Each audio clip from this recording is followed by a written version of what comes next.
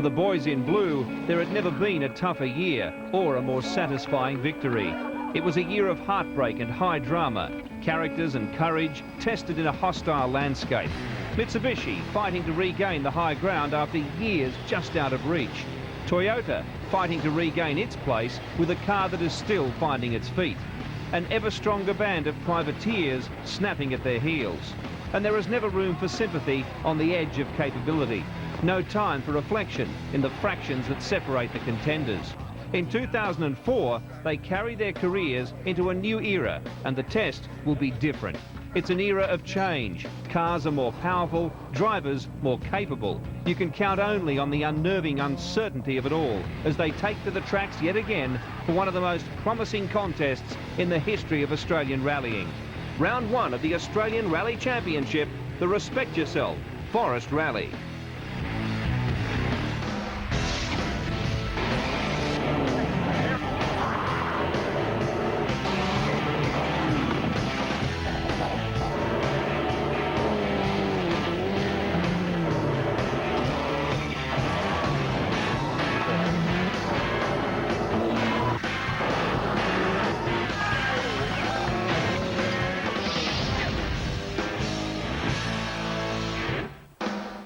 Teams have made the long trip across the Nullarbor to take on the best in the West. The beautiful seaside township of Busselton, 230 kilometres south of Perth, is the base for this rally. The forest stages, well, they're centred around Nannup, 50 k's further southeast near Margaret River.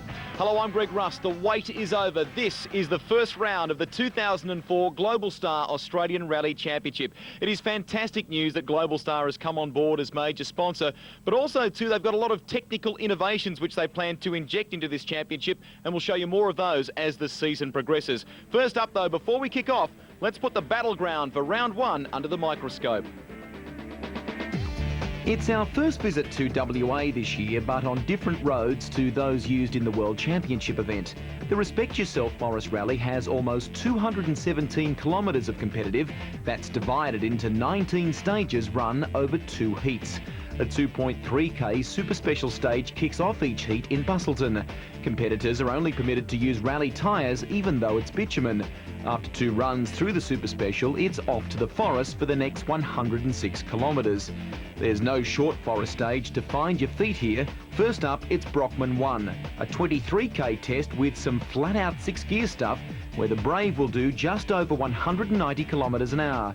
It's counterbalanced by some hairpin junctions, and the surface varies too, loose in parts and well packed in others.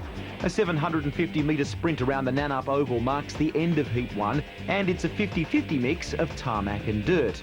Although only short, the drivers are adamant vital seconds can be picked up here simply by keeping a smooth flow through the corners. Heat 2 is slightly shorter than the first, with 104.7 kilometres of competitive. A number of stages are repeated here and will require a different attack the second time, particularly in terms of tyre choice and settings. Healthway is tackled twice in Heat 2 and 3 times during the event. Rhythm and commitment is important on this one. Spectators will get to see the cars in full flight before a number of 90-degree corners spice things up. If it's anything like last year, dust and road position will have a major bearing on the outcome of this rally. There's an incredible feeling of excitement here in Service Park, and at the same time an air of uncertainty. Driver moves during the off-season, during summer, and of course team personnel changes coupled with the debut of new cars has generated enormous interest in the 2004 season. There's never been as much change as in this year's championship. Team Subaru has new ownership. Dean Herrich is in a new car, and last year's champion Cody Crocker has a different car to last year and also a new engineer and a very special new number. Cody, it's taken a long time, but you've got the number 1 plate on the car. How does that feel? Certainly have. I guess it's a good legacy to Possum. You know, we continue the tradition, if you like, and hopefully that means we can keep going for another 7 years. That'd be nice too.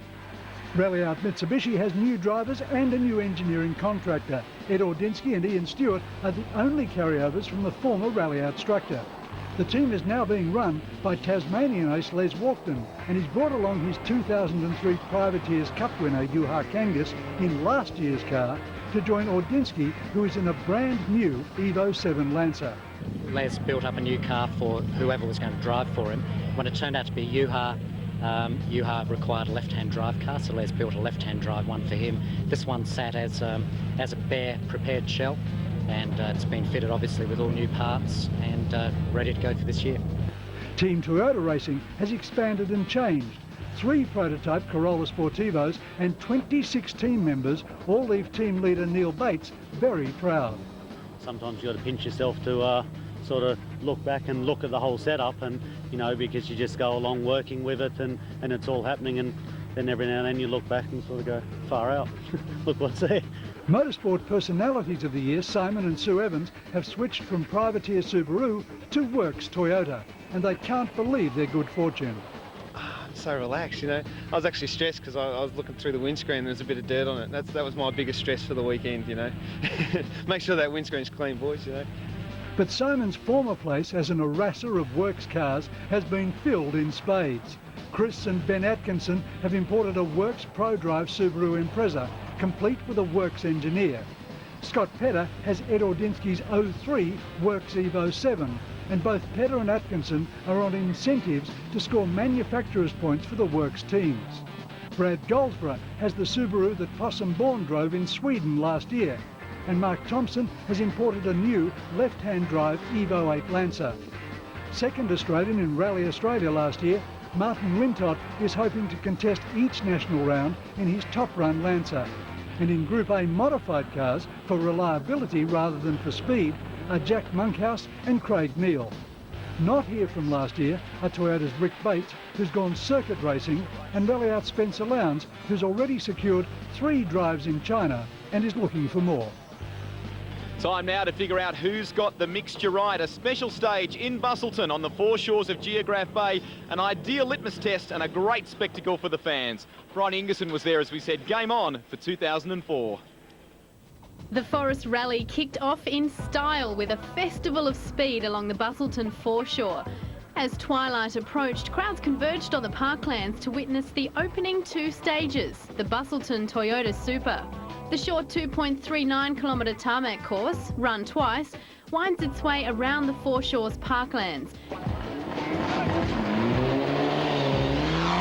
The new-look Mitsubishi Ralliart Duo is the first of the factory teams on the course. Juha Kangas 2/10 faster than teammate Ed Ordinsky. After much anticipation, the debut of Toyota's Simon Evans didn't disappoint. He shattered Kangas's time by 2.3 seconds. South Australia's Jack Monkhouse may not have scored points for execution, but he did thrill the crowd with some wild moves on his way to 9th fastest.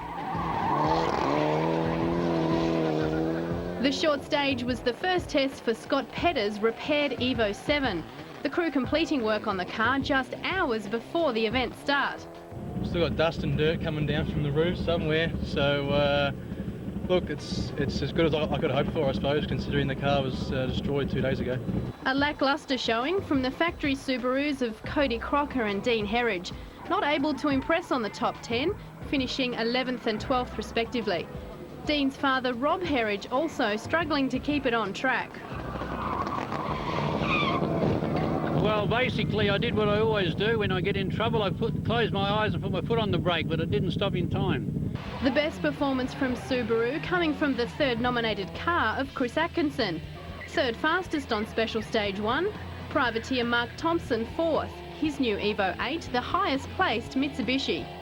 Craig Neal reached a top speed of 147 kilometres on the short straight, tying with Kangas, now 6th. Evans' time remained the benchmark until teammate Neil Bates upped the ante. The tarmac specialist taking 2.7 off Evans' time and claiming the first stage win of the year. Oh yeah, I'm very happy. What about everyone else? Your street's ahead of them. Very good, that's all we like. The second running was held later that night and leaves little margin for error for competitors.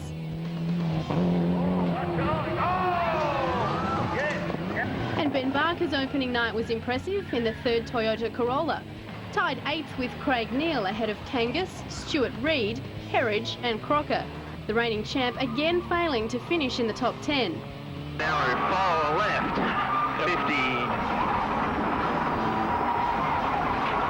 Finish 80 and... We don't know what the potential of the Toyotas are. Obviously very good here. But we'll have to wait and see tomorrow. You know, usually they're quick on these sorts of stages, but suffer a bit on the gravel. But they might have rectified that. Wait and see. Neil Bates again fastest on the tarmac, ahead of Evans, Monkhouse and Atkinson. Combined results have the Bates and Evans Corollas headed into the Forest 1 and 2. Atkinson's Subaru third, followed by privateers Jack Monkhouse, Mark Thompson and Mark Pedder. Craig Neal reached 7th. Kangas, Scott Pedder and Ed Ordinsky rounded out the top 10. Ordinsky 11.7 seconds in arrears. Fantastic effort by Neil Bates and Toyota. Let's hope that they can carry that gap and that tarmac pace into the Forest. And that's where we're heading right after the break on the Global Star Australian Rally Championship.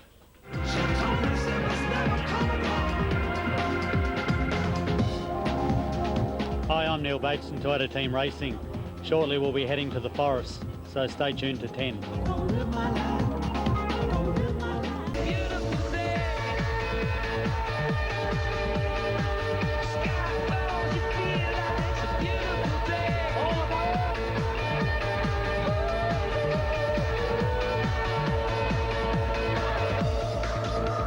Welcome back. The drivers enjoyed a pretty relaxed build-up to the start of the 2004 season, even if the pace was perhaps a little slower for some than they might have liked. Scott Pedder, well, he's had some success here at this event in the past, but he had a really difficult build-up to the opening round of the season. This brand new car of theirs was involved in a rollover in pre-event testing. The team have done a terrific job to get him back in contention. Let's hope the Forest around Nannup are kinder to him in 2004.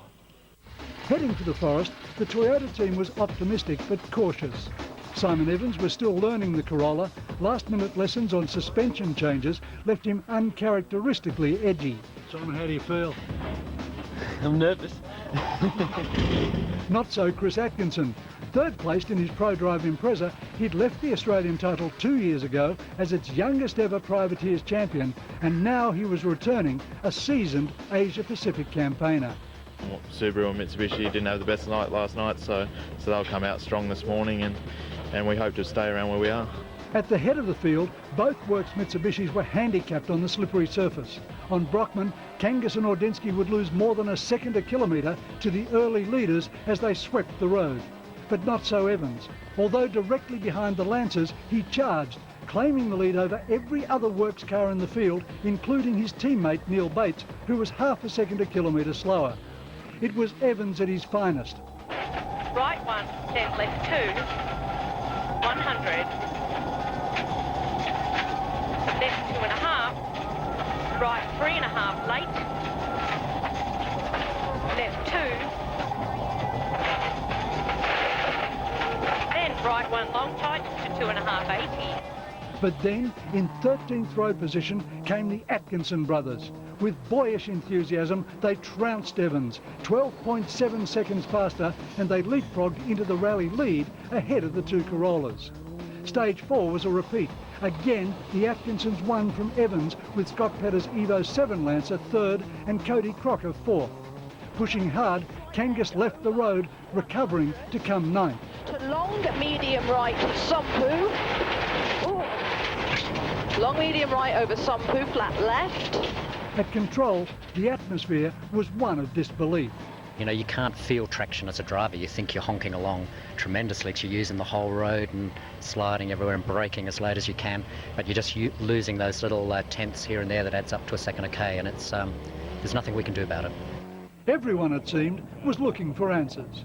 We've got a few things with the car. We've actually blown a shock absorber in the front, so it felt like the power steering had failed. It's thrown the car all over the road in that last stage. So I've got a problem with selection of fifth gear, but apart from that, we had good stages, and we're pretty happy.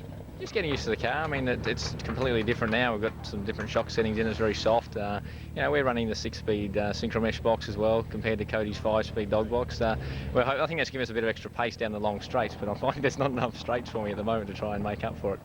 Everyone except Chris Atkinson. He'd just taken his first ever stage win in the National Championship and followed it with another. Yeah, we're pretty happy. I wouldn't call them perfect, but we're ecstatic. It's my first ARC stage win, and then we got another one straight after, so it's awesome. After stage 4, Cody Crocker made a radical decision in service. He discarded his new purpose-built shock absorbers and went back to the 03 equipment. Immediately, he felt the improvement. 6 right, clip crest, 70.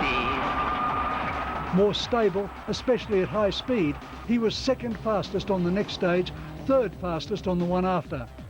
Scott Petter was the big surprise. The Evo 7 Lancer isn't easy to learn, but he was getting smoother with every kilometre.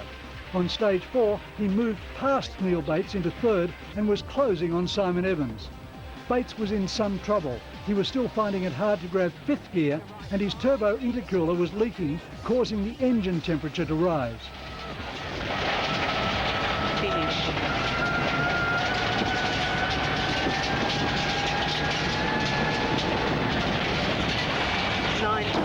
.8. Darryl, we're clear of stage. We're having some problems selecting seats. Juha Kangas had gone to a softer shock absorber and a softer tyre.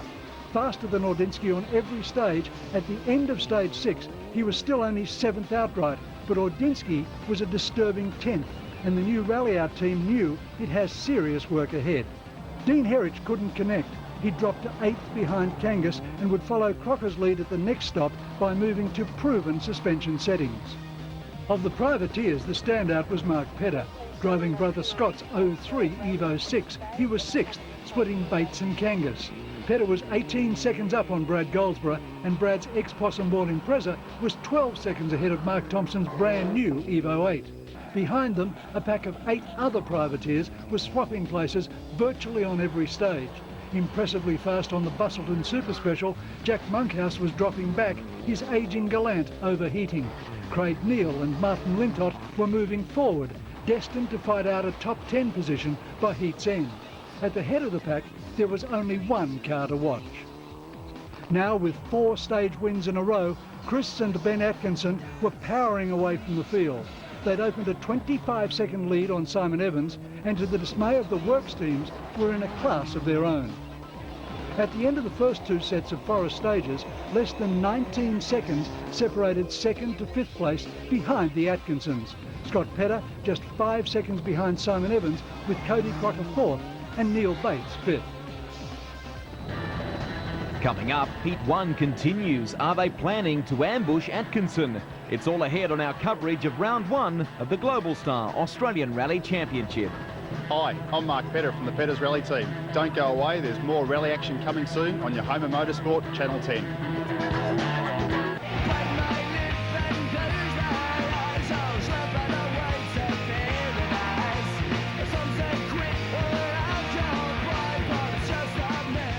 We're back in service with the Atkinson Rally team. Chris and Ben leading an Australian Rally Championship event for the first time. The question now is, can they go on and convert and score their first heat win? Let's find out. The next 40 kilometres of competition is split into 4 stages. Once everyone has taken service for the 3rd time, it's back to Brockman. The second pass should spice up the longest stage of the event, which offers a little bit of everything: surface variance, hairpin corners and long straights where the cars will reach maximum acceleration. Ellis is repeated again before a double dose of the stage at Nannup Oval. This is the shortest blast of the rally. In the final analysis, it could be pivotal to the outcome. In this business, most believe you make your own luck. It certainly wasn't for lack of trying, but the cards just weren't falling Cody Crocker's way. Yeah, we had a flat tyre just at the end of the stage. Pretty hard to tell that it was actually there. It was a bit loose on left-hand corners. And then we got to service and the right front tyre went down as well, just out of the blue. So fortunately it didn't happen in the stage and we didn't lose much time by it. Crocker's teammate Dean Herridge couldn't get his WRX to hook up like the rally leader Chris Atkinson. Service C was the chance to plug in settings that had worked in the past. For now, just to get the confidence back, we're going back to a setting which is very similar to what we ran in Rally Australia last year, what we're sort of calling our 03 spec type suspension. At this point, Neil Bates was only 5 seconds behind the defending champion and taking no chances as they headed into the long block of 4. I split a intercooler in the last couple of stages there somewhere, but I didn't know about it. They noticed it, so it couldn't affect me too much. Atkinson's staggering Forest pace had converted to a 25-second outright lead. The former Privateers champion found himself in the unusual position of leading an ARC round for the first time in his short career and loving it.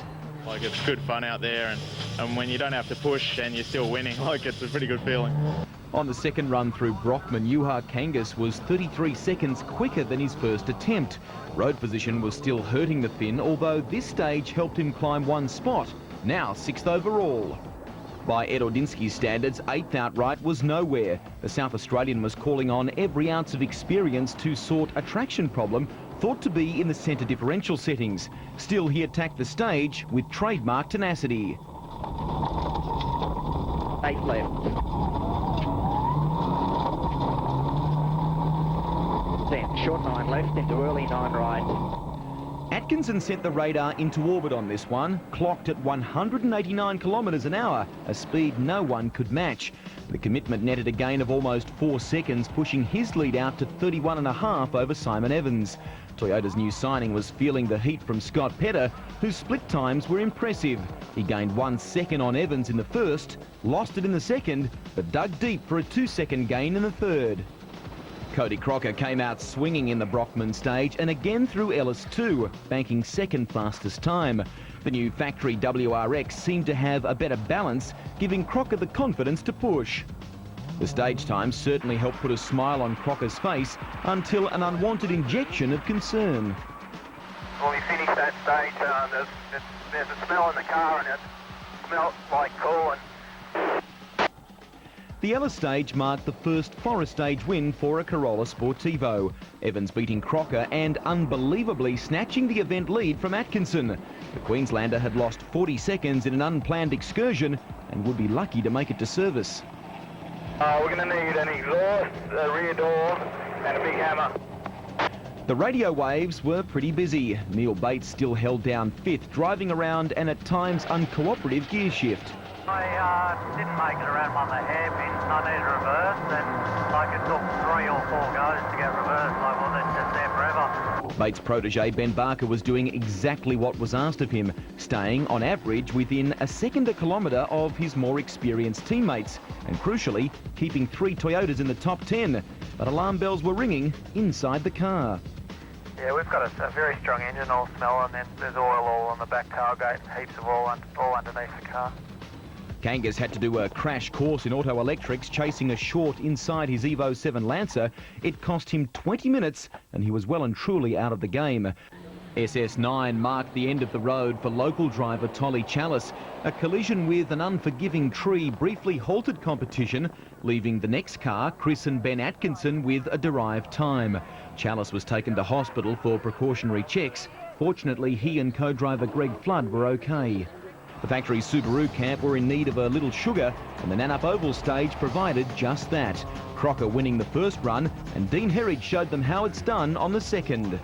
Go, right 4 minus keep in, left 4, 100, right 3 plus cut maybe, right 3 plus cut maybe, 70, right 5 plus on crest, right 5 plus on the crest, 50, left 3 plus loose, left 3 plus loose. Right 4 plus opens tarmac, right 4 plus opens tarmac, 50, right 5 plus very long opens, right 5 plus very long opens, 50, slow left 4, tightens keep in, into right 4, don't cut line, right 4, don't cut line, 35.5. Atkinson was in no state to shave 11 seconds off Evans. The Toyota camp were elated. Simon and Sue giving the Corolla its first heat victory. Congratulations. Thanks, mate. I should have started driving for Toyota long ago. It's fantastic. The Corolla was just so strong, you know. It was those last couple of stages where the ruts were just disgusting and there was rocks all over the road. And I knew I had to take a chance, and I just threw caution to the wind, and I had the fingers crossed that the car would hold together, and of course, you know, the car came through trumps. You know, it's fantastic. Evans' winning margin in the first heat was 11.4 seconds over Atkinson. Scott Petter missed out on second place by only 0.7 of a second. Crocker a solid 4th, a little over 4 seconds behind Petter. Bates beats Herridge to 5th place, and Ben Barker ensures Toyota finishes with 3 cars in the top 10. In our stage-by-stage analysis, we'll focus on the top three. Simon Evans, consistent throughout the day, a low spike 5th on SS5. He bounces back to win stage 8 and the heat. The Atkinson brothers fast in the forest before cruising home with a damaged car. And WA's short stages aren't providing a true indication of Scott Petter's pace. In the forest, he moved right into contention.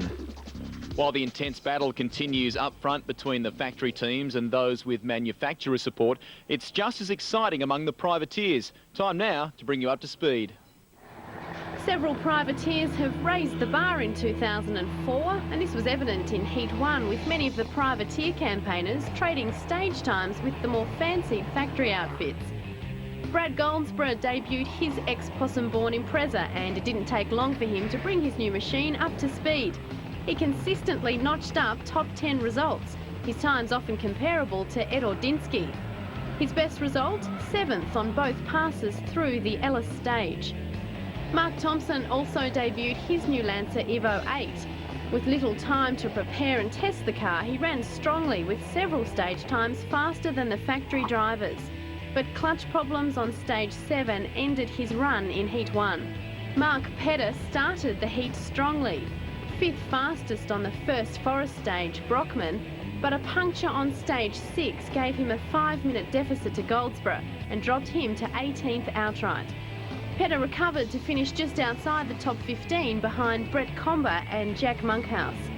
Martin Lintott in an Evo 7 battled with the Evo 5 of Craig Neal throughout Heat 1, and for Lintott, consistency paid off, finishing 10th outright and second-placed privateer ahead of Neal and the WRX of Alex Stone. Brad Goldsborough finished 8th outright and took top privateer honours.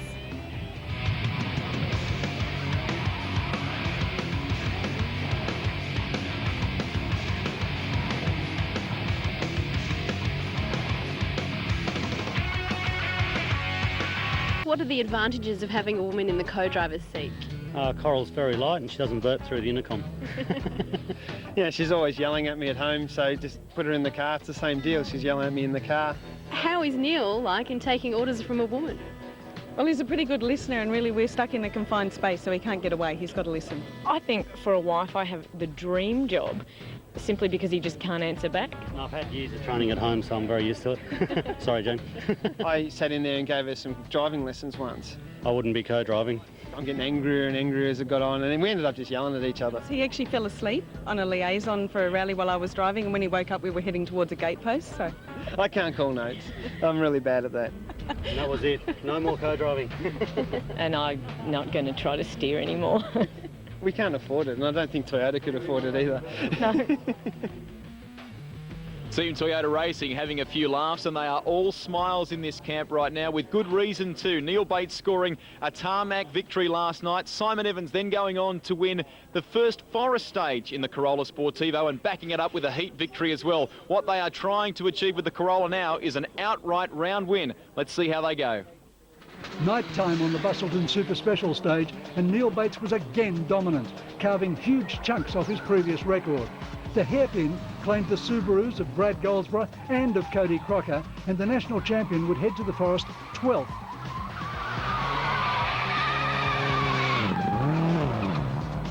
Bates' protege, Ben Barker, was in trouble. The Works Corolla was losing transmission fluid and it would withdraw overnight. The surprise was young privateer Craig Neal.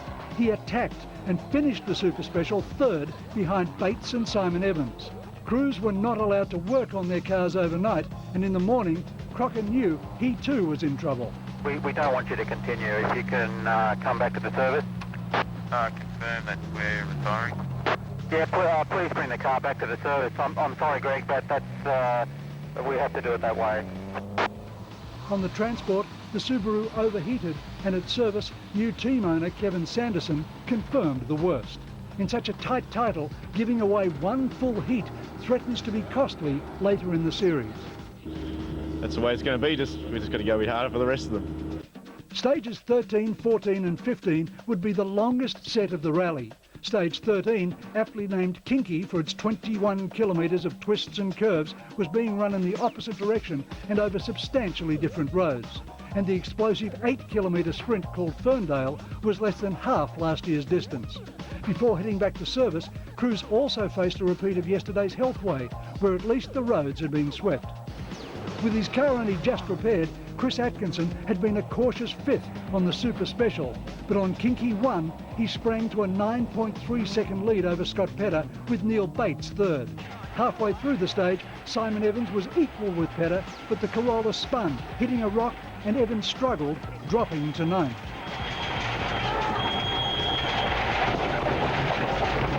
What's that? The incident sparked a classic Evans chargeback. Despite his rear wheel canted at a crazy angle, he won the next stage and was 5th by the end of the set of 3. Thwarted in the first heat, Mark Petter was determined to win the Privateers Cup, but on stage 14 he rolled, almost blocking the track. It was his first ever rally rollover. We just came a little bit wide through a fast left-hand corner, clipped the bank with the rear and unfortunately brought the nose in, which sent us end for end down the road a few times. So not exactly how the corner went as planned. Behind him on the road, the Atkinson brothers slowed to get around, losing the rally lead, ironically, to Mark's brother, Scott. Do we know how they're going with our compassionate time for the time loss? They're not going to give us the time. There's a car in the middle of the road and we stopped some help. We should protest and go to the stewards. Atkinson's appeal was later to be denied, his team using the radio to calm him to get on with the job. Just get on with the job because you'll beat them on the road, but you've really got to get your head around getting back to the job, okay? In the surviving work Subaru, Dean Herich had entered the forest in 9th and he was already up to 4th behind Neil Bates. But midway through stage 15, his centre differential failed and in 2-wheel drive he dropped back. In service, the team changed the entire gearbox in just 18 minutes.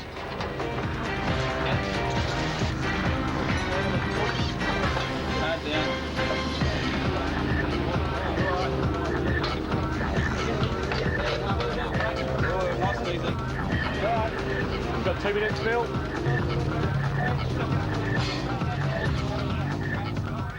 Glad to service. Thanks very much, boys. Awesome job again. No penalty. Right on time. First and second on the road, the Rally Out Mitsubishis were performing much better, despite still being trapped in their role as road sweepers. 70. Fast right. Juha Kangas had moved to 4th and Ed Ordinsky was 3 places back. Blinded by his teammates' dust, Ordinsky deliberately took a 10-second penalty on stage 15 to put more distance between them. But then, frustratingly, the stage was stopped to clear cattle and Ordinsky had taken the penalty for nothing. With Mark Petter out, Mark Thompson and Brad Goldsborough took up the Privateers' chase. Their battle seesawed from as close as 4 seconds, it was never more than 8. But it was the race for the lead where attention focused. As they headed for service, the gap between leader Scott Petter and Chris Atkinson was down to just 1/10 of a second. Behind them came Neil Bates, Juha Kangas and Simon Evans.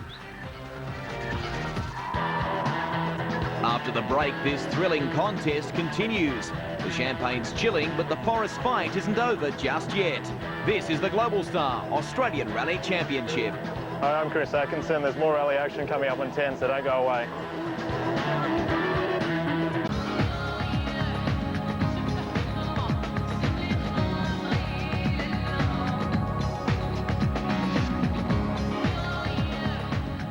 We are gearing up for a fantastic finish to the opening round of the series. Fortunes have fluctuated so far, but it is close at the top. Time now for the race to the finish. Emerging in Heat 2, a fantastic 3-way manufacturer battle. Mitsubishi, Subaru and Toyota, each with a real chance to claim the heat and round 1 victory. But it would come down to the next 4 stages. Just under 58 competitive kilometres, testing the mental tenacity of the drivers and pushing the cars to breaking point. Stage 16, a repeated stage from Heat 1. The final 3 stages repeated from earlier in the day in Heat 2. Juha Kangas, the first on stage 16. Teammate Ordinsky followed him through the dust, 4.2 seconds slower. With a gearbox change completed, Dean Herridge had little time to adjust back to using the traditional configuration. 7th on stage 16, 2/10 slower than Mark Thompson, who was enjoying the performance from his new Evo 8. Craig Neal continued to impress in his Evo 5, significantly faster over the Folly stage than privateer rival Brad Goldsborough, involved in a close battle for 9th and 10th. Scott Petter clung to the lead by the slimmest of margins, again powering over Folly 2, where one small error would be all it would take to lose the lead in the rally. Chris Atkinson receiving some words of support from his crew as he fought to take the lead away from Petter. You just concentrate what you're doing. It's only 2 seconds. You picked up more than that first time you went through that stage this morning. He couldn't make any inroads into Petter's lead, widening the gap between them to 2.2 seconds. Neil Bates 8 seconds slower than Evans on stage 16, but still leading his teammate outright by 3.6. On 17, Evans continued to push at every opportunity. A heavy landing again damaging the steering on the Sportivo. Black crest doubles, then button right, 2.5, 100. Despite this, he took the stage win, his time moving him into 3rd overall, now just 0.6 in front of Bates. At the front of the leaderboard on stage 17, the pressure was on. Atkinson clipping a bank, reporting steering difficulties back to his service crew. Incredibly, after 11.7 kilometres, Petter and Atkinson dead heated on stage 17. The gap of 2.2 remained with 2 stages to run. So we'll go for it, like nothing to lose, and we're having fun. We've got two of the toughest stages probably in the championship coming up, so I'll get motivated when I get in the car and head off to them. For Petter, there was no choice but to push even harder on stage 18.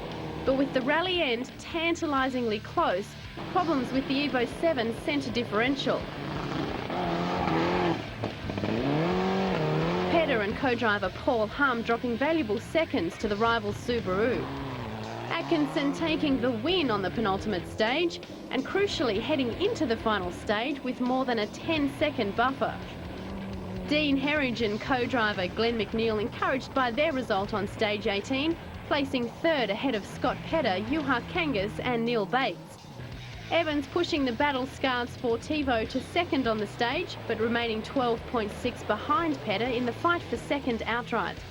At the start of the final stage, and all 3 manufacturers are in line for a podium position. Mitsubishi from Toyota by 12.6 seconds.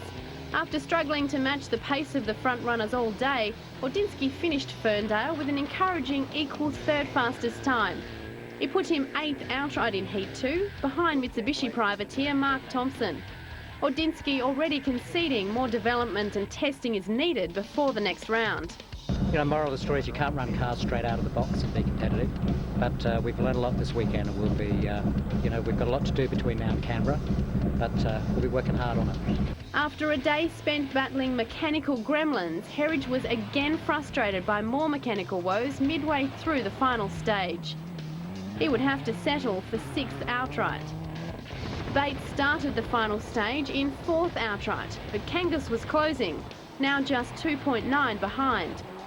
Kangas first through the final stage, his time considerably faster than his first pass earlier in Heat 2, but it would be a nervous wait for Bates's time. Right, long right, 4.5, tightens a little, into turn left, 1.5.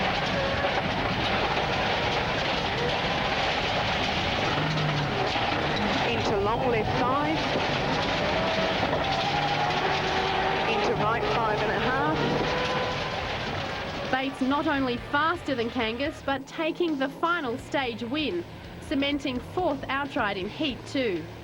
Deflated, Scott Petter pressed on, limping the car to the finish, losing over 11 seconds to Evans on the final stage. But remarkably, he clung to 2nd outright by just 8/10. Evans 3rd outright, a dream result for his debut with Team Toyota, and for the team, valuable manufacturer's points. Atkinson started the final stage unaware of the time Petter had already lost. Their time, 5th fastest behind Evans, but it was enough to seal the win in Heat 2 and give them their first outright round victory. At 24 years of age, Chris becomes the youngest driver to win a round of the current Super Series. That's fantastic. It's a first round win for you guys. First podium, first top 5. It's a lot of things. That's so cool. So happy. It's awesome. Car 3 to service. We have cleared the last stage in 5:59. Over. Is that good? That's good. We win. You beauties, well done. Atkinson takes the Heat 2 win from Scott Pedder and Simon Evans. Neil Bates 4th ahead of Kangas and Herridge. Privateer Mark Thompson 7th, followed by Ordinsky and Goldsborough, with Craig Neal completing the top 10. The results of the 2 heats combined and Chris Atkinson takes round 1 victory. Simon Evans 2nd, Scott Pedder 3rd. However, a report by series scrutineers after the event raised questions about brake modifications that existed on Atkinson's Impreza. A mechanical part of the car's brake system is illegal in Group N, and stewards have asked the FIA for a clarification on the Group N regulations. Until that time, the results of the event have been declared provisional. Let's check out the top 3 performers in Heat 2 stage-by-stage analysis. 3 Forest Stage wins for Atkinson, his worst result 10th on SS14, while slowing for Mark Pedder's crash. Evans continues his consistent approach to the weekend in the top 3 on every stage except SS13. And an impressive performance from Scott Pedder through the entire event, but 8th on the final stage ruled out any chance of victory. Well, what an incredible start to the 2004 Championship. A terrific result for Chris and Ben Atkinson, but a great fight also by Simon and Sue Evans and Scott Pedder and Paul Humm. The Privateers was just as exciting. Let's hear from them right now. Brad, it's been a fantastic weekend for you guys. You've really stepped up to the mark this weekend, and I guess in partly due to the fact of the new car. Definitely the new car's helped us out. Like, we've achieved first Privateer. We didn't really think we'd get anything like that, so it's a really good weekend for us. And outright as well, you finished strongly. Yeah, we're really happy with that. You know, that was on a wing and a prayer, so we've, worked out really well for us. Yeah, terrific fight among the Privateers, but we'll head to the podium on the other side of the break and have a word with our winners. This is the Global Star Australian Rally Championship.